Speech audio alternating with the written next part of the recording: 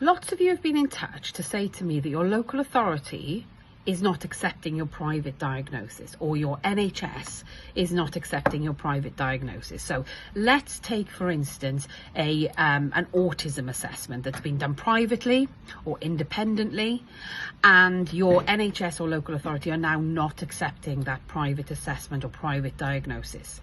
Now, my first question to you is, what are you trying to achieve by making them accept it? That's not an antagonistic question, by the way, it's a genuine question. If it's that you're trying to get your local authority to add this as evidence into your EHCP or IDP, then actually the law will protect you there.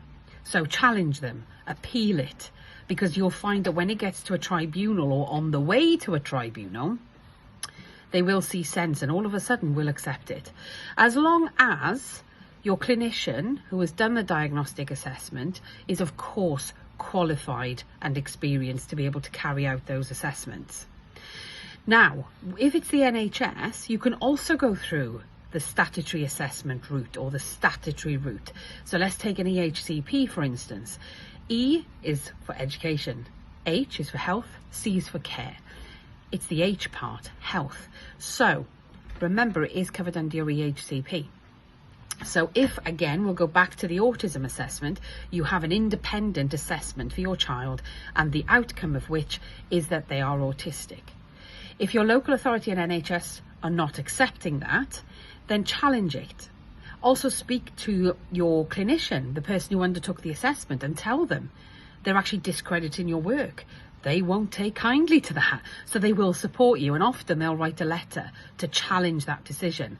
But I'll go back to the EHCP.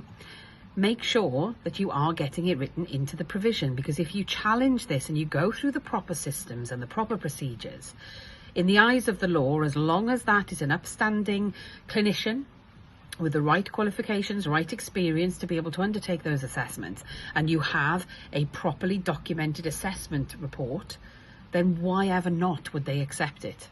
So particularly with PDA, we see this a lot. And somebody said to me recently that in my area, personally, they don't accept a PDA diagnosis. Well, we know we can't get a diagnosis for PDA because it's actually clinically a PDA profile. However, you can. I have done it myself. I have had it written into an EHCP. So it's absolute nonsense when they say these things won't be accepted. They are accepted. You just have to do it very cleverly. So if you need any help, remember, my team over at Sunshine Support can help. So head over there and just send them a DM.